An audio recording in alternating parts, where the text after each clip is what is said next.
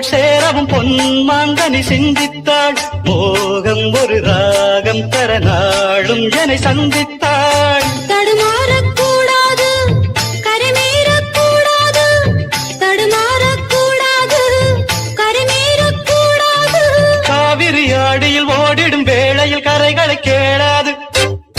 ஏதேதோ கற்பனை வந்து என்னை அழைக்கிறதே. எங்கேயோ விண்ணில் பறக்க ரெக்கை முளைக்கிறதே.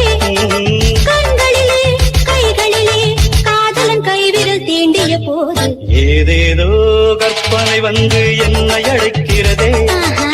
எங்கேயோ விண்ணில் பறக்க ரெக்கை முளைக்கிறதே.